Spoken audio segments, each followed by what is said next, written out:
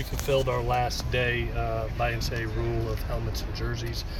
So we'll be in pads for the last two practices. Good fundamental day for us. We worked a lot of our individual drill work that will carry over to the summer. Had the opportunity to get a little bit of a blitz pass, offense and defense, and then finish off with some special end-of-game situations. So only injury to report, we pulled Malik Dorton just with back spasms, but I would expect him to be back Thursday and hopefully Saturday. And with that, I'll answer any questions you got. What's the issue with Austin Jackson? He's got a little tender foot, just some tendonitis in the foot. Should be back Thursday. With it being a lighter day today, we really want to get a good Thursday, Saturday practice. So expecting him hopefully back for Thursday. Where does kicker Michael Brown stand? He's coming along. Anytime that you have an ACL, it usually, this is really my first one dealing with one with a kicker. Usually it can range from anywhere from 9 months to a year until they feel right. You remember that was actually an in-season injury that we had to allow 2 weeks post-injury just to allow the swelling to go down before you do surgery. So, we're looking more towards where he's at in training camp and then judge from there. But he'll be a year to the date, I think, week three of the season.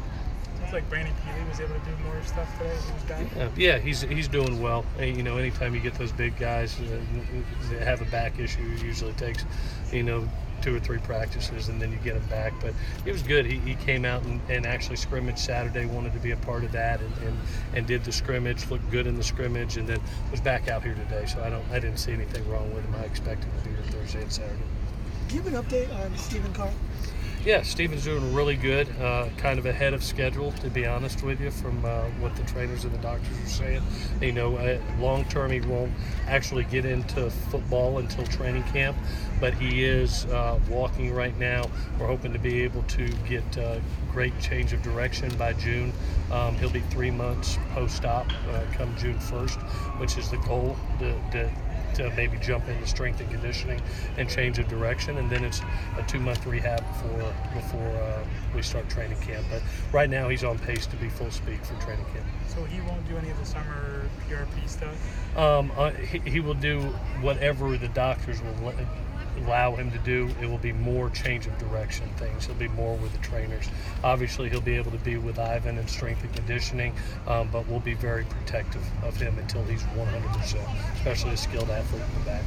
Is that an issue you worry about kind of longer term at all? No, we went in and fixed the situation.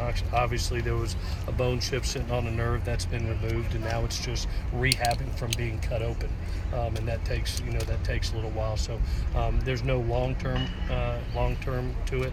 It's just a matter of getting healthy and getting rehab. Anything this last week of spring ball that you're looking to see from the quarterbacks in particular? Yeah, definitely. I want to really see what they did Saturday. I want them to be great field generals, command the offense, and see the ball move. And that's one of the things. I've watched that tape on Saturday, about a half dozen times, because I thought that was kind of our blueprint of what we're going to need to be early in the season, is the ability to run the ball and then play action off of it, make it a simple Simon game for the quarterbacks and watch them function. And all 3 quarterbacks, the ball moved. They didn't make critical errors. They took command and had great timing, great decision making, great accuracy. So I hope to see that Thursday in pads. We'll put them in some live situations again, and then obviously Saturday they'll be in some more. So hopefully that'll carry over from last Saturday.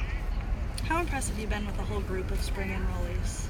Say it one more time. How impressed have you been with the entire group of spring enrollees? The young people are very mature. That's the word that comes to mind, both physically and as you saw them today, the way they present themselves. They're first-class people that, have made the investment of graduating early, coming here, and really trying to jump ahead. And, the focus that they've done to jump into the playbook, and also the humility to, not just to learn from an older brother, learn from an older guy, and be very respectful to that process. It's been neat to see.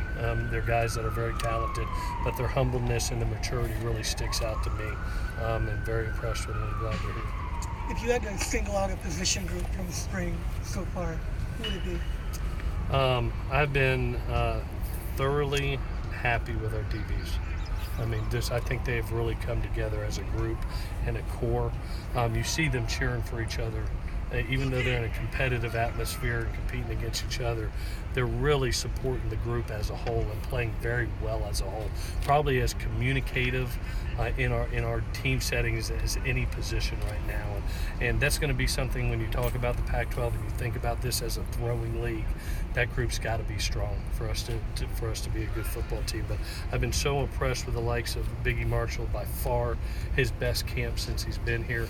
His leadership and the example he's setting has been great.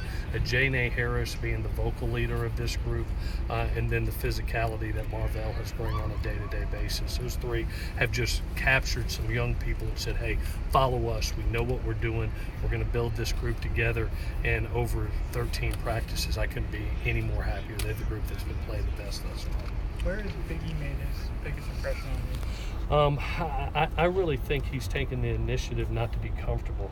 You know, I think sometimes, and we talked about it after his junior year, sometimes as a junior when there's not a lot behind you pushing you, you get comfortable. And you got to remember you're competing against being the best corner in college football. Not necessarily your football team all the time, but you're trying to be the best you can possibly be. And that's what he's doing. He's challenging himself on a day-to-day basis. It's a very shut up and work mentality, a blue-collar mentality. And I have not seen the guy take one rep off and not been lazy in one rep.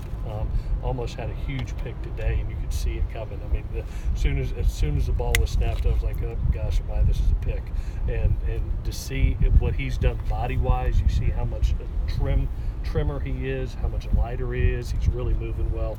Very, very proud of him. What's the mindset when you almost see, the interception, the pick six? I mean, you're the quarterback guy and the defensive, you're the head coach. How do you process that? It's twofold. You want to puke in a trash can when you're the quarterback side, and then you're very happy because of what defense wins championships. And right now our defense is really leading our football team, and they're doing a really nice job. And that's going to be really going to be important for us, especially early.